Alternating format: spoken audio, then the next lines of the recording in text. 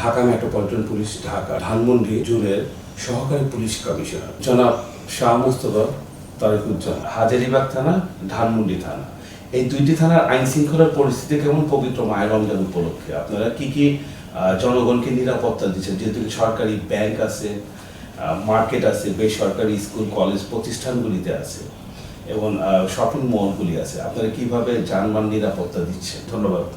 আমাদের মাননীয় IGP sir, commissioner sir, আমাদের রমনা বিভাগের ডিসি স্যারের নির্দেশনায় আমরা মাহে রমজান উপলক্ষে পুরো মাসব্যাপী কিন্তু আমাদের নিরাপত্তার একটা নির্দিষ্ট পরিকল্পনা ছিল।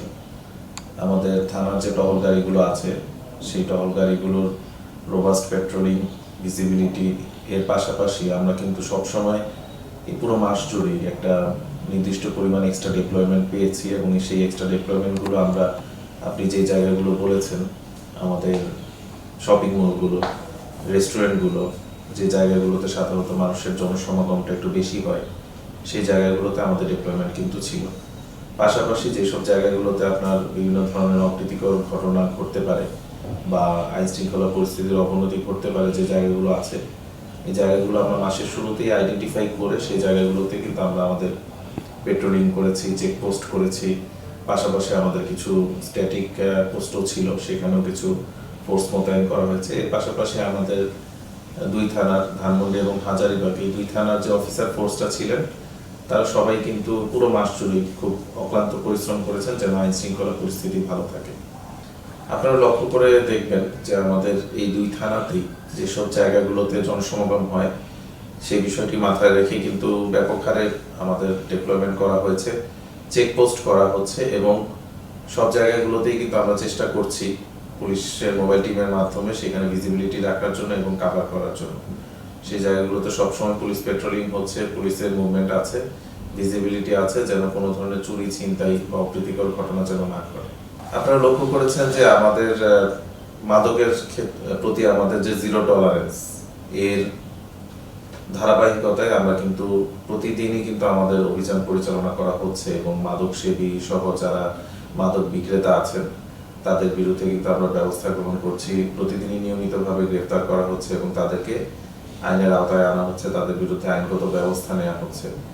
পাশাপাশি সমাজের বিভিন্ন রকম আইন শৃঙ্খলা পরিপন্থী কাজের সাথে যারা জড়িত, বিভিন্ন ধরনের পেটি নেচারের ক্রাইম করে, চুরি ছিনতাইয়ের সাথে জড়িত, তাদেরকেও কিন্তু নিয়মিতভাবে গ্রেফতার করে তাদের বিরুদ্ধে আইনগত ব্যবস্থা গ্রহণ করা হচ্ছে।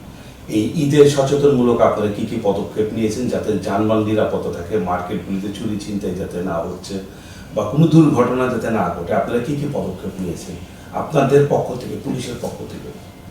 আসলে আমাদের প্রতিবারই ঈদের সময় দেখা যায় যে ঘরমুখ মানুষের একটা টেন্ডেন্সি থাকে এবং বেশিরভাগ মানুষ দেখা যায় যে ঢাকা থেকে তারা তাদের গ্রামের বাড়িতে চলে যায় ঈদ উদযাপনের জন্য। সেই ক্ষেত্রে তাদের বাসা বাড়ি অনেক সময় অরক্ষিত অবস্থায় থাকে।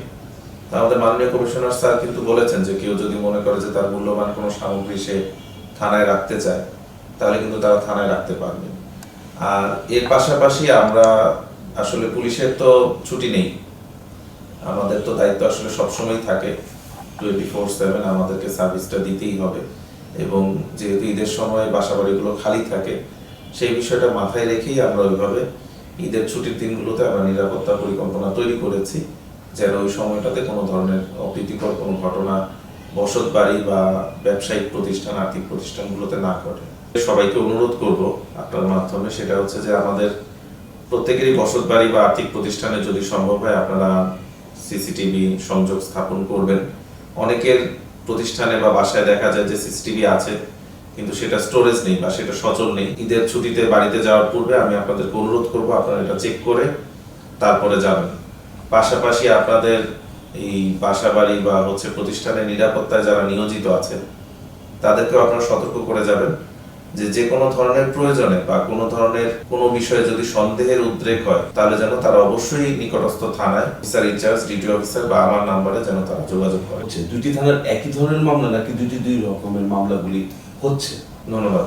ধানমন্ডি এবং হাজারীবাগ থানার ক্রাইমের প্যাটার্ন আর মামলার ধরন আসলে একটু ডিফারেন্ট। ধানমন্ডিতে যে ধরনের মামলা হয় বা যে ধরনের অপরাধ আমরা সাধারণত দেখি হাজারীবাগে আসলে ওই ধরনের না। এটা স্বাভাবিকভাবে এটার সাথে বিভিন্ন ধরনের সোশিও ইকোনমিক বিষয় জড়িত। অপরাধ যেরকমই হোক, যেই ন্যাচারালি হোক, আমি বলবো যে আমাদের দুই থানাতেই সর্বাত্মক প্রচেষ্টা আছে আইন শৃঙ্খলা পরিস্থিতি যেন ভালো থাকে, এবং যে কোনো ধরনের অপরাধ যদি সংঘটিত হয়, আপনি দেখবেন যে গত 1.5 বছরে আমাদের এখানে কোনো ধরনের অপরাধ কিন্তু আনডিটেক্টেড অবস্থায় নাই। যেরকম ঘটনাই ঘটুক না কেন, অপরাধী ঘটুক না কেন, আমরা কিন্তু খুব দ্রুততম সময়ের মধ্যে সেটাকে রহস্য উদ্ঘাটন করে আমরা কিন্তু যে অপরাধী আছে তাকে গ্রেপ্তার করেছি এবং তাদের বিরুদ্ধে আইনগত ব্যবস্থা নিয়েছি, এবং আশা করি আপনাদের সাথে নিয়ে এই ধারাবাহিকতাও সামনে অব্যাহত থাকবে। আপনাদের দুইটি থানায় যে মামলাগুলি হচ্ছে, মামলাগুলি কি সঠিক পরিচালনা হচ্ছে? মামলাগুলি কি সঠিক আপনারা তদন্ত করে মামলা ফাইনাল রিপোর্টগুলি দিচ্ছেন, বা কিভাবে আপনারা তদন্তগুলি করছেন? মামলা তদন্তের ক্ষেত্রে আমাদের সাব ইন্সপেক্টর আছে, অনেক ক্ষেত্রে ইন্সপেক্টরও তদন্ত করে। সেই মামলাগুলো তদন্তের সুপারভিশন কিন্তু আমাদের লেভেল থেকে শুরু করে অনেক সময় সর্বোচ্চ পর্যায় পর্যন্ত কিন্তু সুপারভিশন হয়। সেটা হচ্ছে যে আমাদের মামলার তদন্ত কাজের যে সুপারভিশন বা তদারকি যেটা আমরা বলি, বা সেটা আমাদের এই জোনে আমি আছি, আমাদের এডিসি স্যার আছেন, আমাদের ডিভিশনে ডিসি স্যার আছেন, তারপরে আমাদের ডিএমপি হেডকোয়ার্টারে কিন্তু আমাদের একটা মনিটরিং সেল আছে। আমাদের যে চাঞ্চল্যকর মামলাগুলো আছে বা যে বিষয়গুলো নিয়ে আমাদের এক্সট্রা সুপারভিশন বা একটু এক্সট্রা নজরদারি প্রয়োজন, সেই বিষয়গুলো কিন্তু আমাদের additional commissioner, crime and officer থেকে শুরু করে ইভেন কমিশনার স্যার অনেক সময় বিষয়গুলো নিয়ে কনসার্ন। পাশাপাশি জাতীয় বা রাষ্ট্রীয়ভাবে গুরুত্বপূর্ণ কিছু মামলা থাকে, সেই মামলাগুলো কিন্তু আমাদের পুলিশ হেডকোয়ার্টারে আমাদের একটি ক্রাইম অ্যানালাইসিস শাখা আছে, সেখানে কিন্তু অনেক সময় আইজিপি স্যারের দপ্তরেও সেই বিষয়গুলো নিয়ে আমাদের মেন্টর কমিটি আছে, তারা কিন্তু সেই বিষয়গুলো নিয়ে সুপারভাইজ করে। আমাদের তদন্ত কাজ এবং তদন্ত সুপারভিশন এইটার ক্ষেত্রে বিভিন্ন পর্যায়ের কিন্তু আমাদের সুপারভিশন। তো সেই ক্ষেত্রে আমরা প্রত্যেকটা স্টেজে কিন্তু আমরা যে চেষ্টা করি যেন তদন্ত কাজটা ঠিক মতো হয়। আপনার মূল্যবান সময় দেওয়ার জন্য আমাদের এই সময়ের পক্ষে আপনাকে অসংখ্য ধন্যবাদ। আপনাদেরকেও ধন্যবাদ। সেই সাথে বাংলাদেশ পুলিশের, ঢাকা মেট্রোপলিটন পুলিশের ধানমন্ডি জোনের পক্ষ থেকে ধানমন্ডি এবং হাজারীবাগ থানার সকল বাসিন্দাকে আমি পবিত্র ঈদ উল ফিতরের শুভেচ্ছা জানাচ্ছি।